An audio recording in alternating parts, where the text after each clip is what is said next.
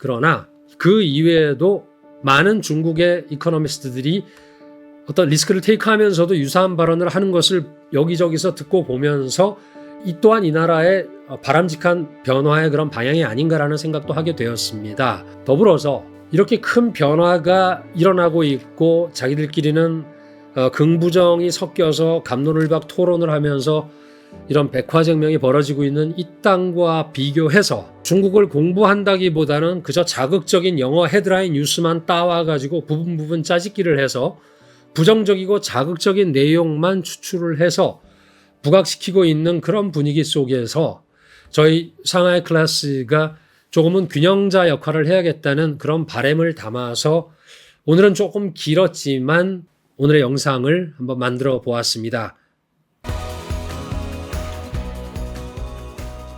네, 안녕하십니까. 중국 경제와 투자의 데이터베이스 상하이 클래스입니다.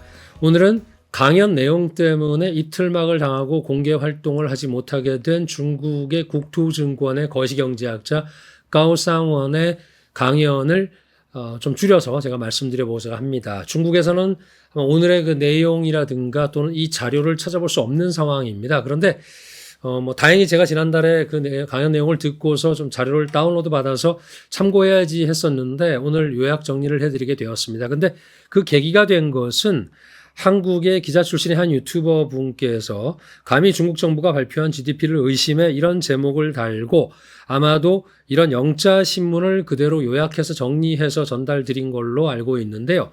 거기서 얘기되고 있는 몇 가지 좀 사실과 다른 얘기가 있지만 그중에서 이제 그의 CF40이라고 하는 거시경제학자 모임이 있는데 거기서 그의 사진과 내용 또 프로필이 모두 사라졌다. 그러면서 완전히 찾을 수 없다. 그리고 그의 소속이 국가개발투자공사 이렇게 보니까 굉장히 커 보이는데 사실은 그의 소속은 그 회사의 자회사인 구어터우정첸의 이코노미스트이고 또 여기서 찾을 수 없어서 4공사가 나온다고 한 그 내용은 CF40에서 들어가서 그의 이름을 중국어로 치기만 하면 여전히 사진이 이대로 나오고 회원 명부에도 등록이 되어 있습니다. 그리고 중국 12월 20일경에 중국의 뉴스에서도 그가 적이 파헤쳐졌다. 이런 얘기가 유언비어가 돌았는데 그 정도는 아니다. 사실이 아니다라고 해서 신문에도 나왔었고요. 간단히 확인될 수 있는 사항입니다. 물론 이것이 부가적인 내용이니까 이 정도로 넘어가겠습니다. 그는 강연에서 4가지 주제를 말을 했습니다. 첫 번째는 지금 현재 중국의 경제는 일시적인 것이 아니라 주기적인 변화가 있었던 것입니다. 라고 했습니다. 2018년 전후로 해서 중국 경제 성장의 모델은 과거와 같이 부채를 기반으로 한 인프라나 부동산 주도의 성장이 아니라 기술적인 진보와 산업의 업그레이드가 일어나면서 산업별로 부침은 있지만 총량적인 관점에서는 성장률 둔화는 전환의 성장통이 아니라 경제 사이클의 변화, 즉 주기가 달라졌다고 표현을 했습니다. 이것을 증명하기 위해서 그는 모든 상장 회사를 3가지로 나눕니다. 정부가 지지하는 산업 230개, 그리고 중립적인 산업 2600개, 그리고 제한을 두고 있는 산업 500개, 이렇게 2300개, 2600개, 500여 개로 구분을 했는데 이 전체 A주나 H주나 미국에 상장되어 있는 N주를 합친 이들의 상장회사의 매출액은 2024년 기준으로 GDP의 50%를 넘어가고 있기 때문에 어느 정도 중국 경제를 대표한다고 볼 수 있습니다. 매출액 비중으로만 나누어서 본다 그러면 중립형, 즉 2600개 회사가 65% 정도를 차지하고 지원을 받고 있는 산업은 25, 6% 정도, 그리고 제한을 받는 산업은 한 10% 정도입니다. 시가총액으로 봤을 때는 중립산업이 50% 정도 되고 지지를 받고 있는 산업은 35, 6% 그리고 제한을 받고 있는 산업은 15%의 시총을 보이고 있습니다. 2016년 이후에 상단에 있는 중립산업의 경우에는 매출액이나 시가총액이 대체적으로 안정적이었지만 2018년 이후에 정부가 제한했던 산업은 2가지가 다 축소되고 매출액도 축소되고 그리고 시총도 축소가 됐죠. 지원받고 있는 산업은 매출액도 올라갔고 주가도 올랐습니다. 이처럼 지원했던 산업이 커진 것은 중국 정부의 정책이 먹힌 것이다. 결국 가고자 하는 방향성을 그대로 유지하고 있다. 매출액과 시총 모두가 동일한 패턴을 보이고 있기 때문에 경제 성장 동력이 계속 갈아 끼우는 그런 움직임은 지속되고 있다. 이렇게 해석을 하고 있습니다. 주가의 추세를 보기 위해서 그는 2018년의 주가를 일로 봤을 때 지원을 한 산업의 주가는 올랐고 또 제한을 했던 산업, 규제를 했던 산업은 하락했다. 이렇게 두 묶음으로 나눠서 봤고요. 그렇게 봤을 때는 지원 산업과 제한 산업 다 자본시장에서도 그대로 정부 정책이 반영되고 있다는 것을 이렇게 해서 확인을 했습니다. 그럼에도 불구하고 그는 사람들은 총량적인 문제하고 구조의 전환의 문제를 혼동할 때가 있다고 얘기를 했는데 이게 무슨 얘기냐면 2017년 이후에 중립산업의 매출액도 감소를 했죠. 이렇게 감소를 했는데 이것은 두 가지 산업, 즉 뭔가를 바꾸려고 하거나 성장시키려고 하는 그런 정책이 있었던 데가 아니기 때문에 여기서 나타나는 이런 하락, 이런 것을 그는 전환의 효과라든가 성장통이 아니라 주기적인 요인, 즉 경제 사이클이 변한 그런 것으로 판단을 하고 있습니다. 그리고 그것은 뒤에서 말씀드릴 고용 데이터 등에서도 같은 현상이 나타났기 때문에 지금 현재 중국은 시클리컬한 변화를 겪고 있는 과정이다. 이렇게 강의에서 얘기를 했었습니다. 그리고 두 번째는 소비와 소득과 관련된 것입니다.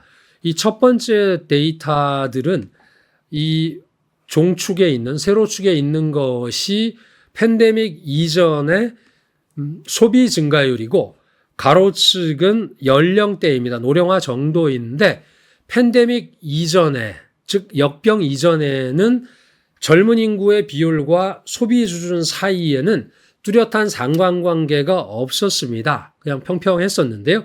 팬데믹 이후에는 젊은 인구 비율이 높은 지역일수록 소비 하락이 소비 증가율이 더 하락하는 그런 현상. 거꾸로 얘기하면은 노령 인구가 많은 지역일수록 소비 증가율이 높아지는 이런 현상이 나타났습니다.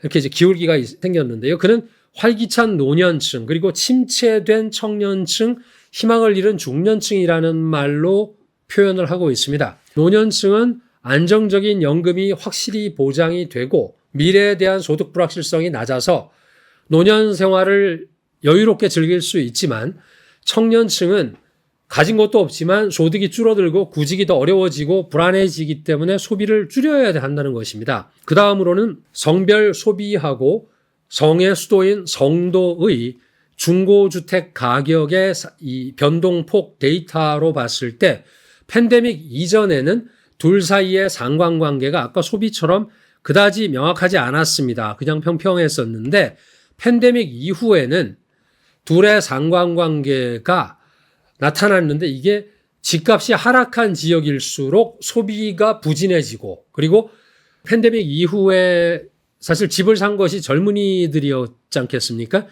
그들이 미래에 대한 자신감을 잃었기 때문에 소비가 위축되는 현상이 확실히 확인이 되고 있다. 이런 얘기입니다.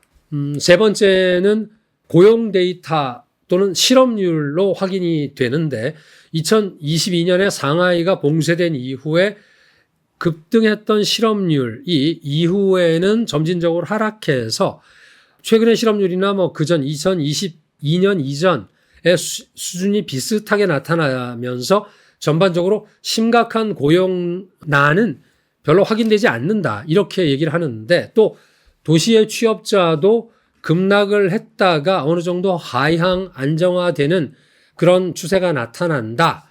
이렇게 보이고 있지만 실제로는 아니라는 겁니다. 실선이 도시의 그 취업자 수인데 코로나 이후에 취업자 수가 확연하게 줄었습니다. 위쪽의 점선은 원래 추세적으로 되어야 되는 고용의 숫자이고 아래는 실제 고용인데 이것이 이제 도시만 나눠놓고 봤을 때 인원수로 봤을 때 지금 현재 실제로는 이런 상황인데 원래는 이렇게 갔어야 된다. 근데 이 갭이 얼마냐? 4,700만 명이라는 겁니다.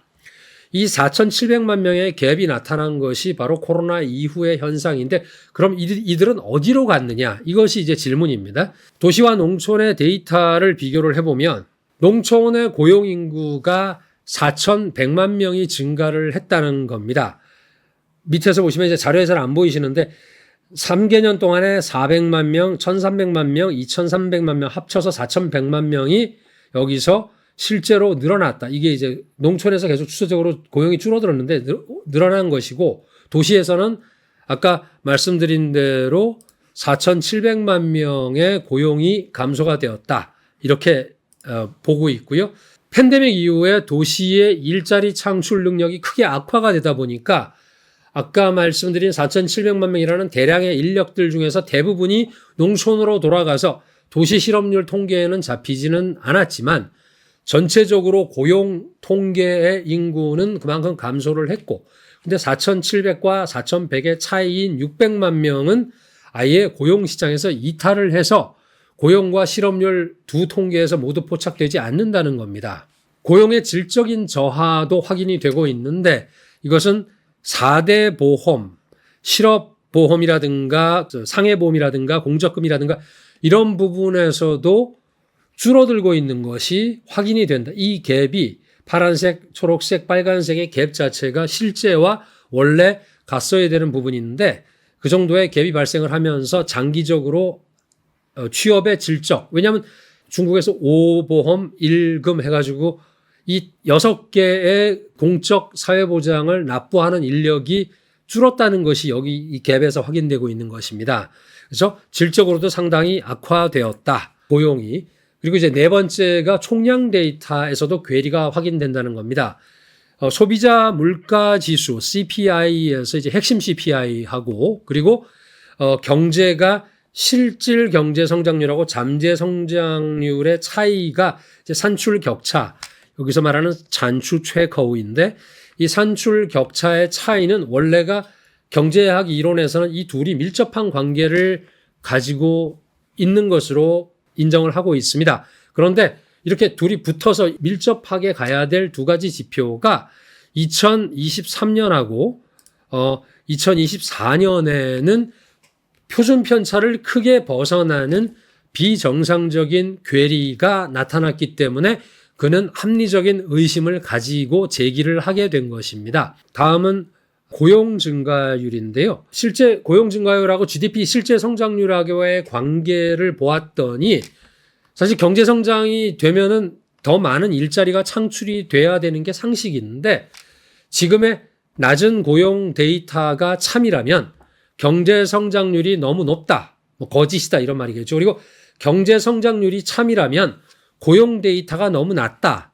그래서 최근에 2년간의 고용과 성장의 관계가 기존의 추세로부터 완전히 벗어나 있다. 그래서 비정상적이다라고 판단을 한 것입니다. 또 지난 4년간의 소비하고 투자 데이터를 비교를 해 보았었는데 왼쪽에 있는 것이 이제 소비고 또 오른쪽에 있는 것이 투자입니다. 이 사회 소비품의 그 소매 판매액을 가지고 비교를 해봤더니 팬데믹 이전에는 소비 증가율 자체가 경제 성장률하고 비슷한 뭐 약간의 어떤 소비가 더 높게 나타나거나 아니면 비슷하게 가기는 했는데 팬데믹 이후에는 이것이 지금 거꾸로 나타나고 있다는 겁니다. 즉, 이 높낮이가 이때는 이게 더 높았는데 지금은 이게 더 높다는 것입니다. 즉, 소비 증가율이 경제 성장률보다 훨씬 낮아졌다. 이것이고요. 또 팬데믹 이전에는 경제 성장하고 투자가 비슷했는데 비슷하다 보니 약간의 차이가 났었는데 팬데믹 이후에는 경제 성장률 자체가 투자 증가율보다 훨씬 더 빠르게 더 많이 증가했다. 이것은 좀 이상하다 이렇게 판단하고 있습니다. 그래서 소비와 투자 증가율은 경제의 성장률과 어느 정도 상관관계를 가지는 것이 정상인데 팬데믹 전후에는 특히 후에는 비정상적인 상황이 나타났다면서 소비 증가율이 과소평가가 되었거나 또는 경제 성장률이 과대평가되었을 가능성이 크다는 결론을 내렸습니다. 또 마지막으로 중국처럼 부동산 위기를 겪은 국가들이 위기 전 3년과 위기 후의 3년의 경제 성장률을 비교했더니 경제 성장률이 최대한 핀란드 같은 경우는 7% 이상 빠졌고 나머지도 평균적으로 3, 4% 정도가 하락을 했는데 중국만 이상하게 0.2% 하락한 것은 좀 변화가 없는 그런 것은 좀 의문스럽다. 그래서 그는 결론적으로 물가와 고용, GDP 그리고 이런 총량적인 통계 데이터를 종합적으로 분석한 결과값은 부동산 버블이 터진 상황에서 GDP 성장률이 매년 3% 정도 과대평가되었을 가능성이 크다. 그래서 지난 3년간 누적해보면 약 10% 정도 되니까 GDP 성장률을 3% 정도 내리면, 즉 지금 현재 한 2% 정도라 그러면 지금 현재의 중국의 취업난이라든가 디플레이션이나 부동산의 하락 등이 다 설명이 된다면서 문제의 분석을 마쳤습니다. 그리고 그는 그 다음에 이제 예측을 하고 있습니다. 이 그래프에서 보시는 것이 이게 이제 중국이고 나머지 국가 부동산인데요. 이것이 이제 갭이 있기 때문에 좀 의심스럽다 이렇게 했습니다. 이것으로서 이제 분석을 마쳤고 다음은 예상을 했는데 이것은 통으로 다 소개를 안 하는 것 같습니다. 어디서도.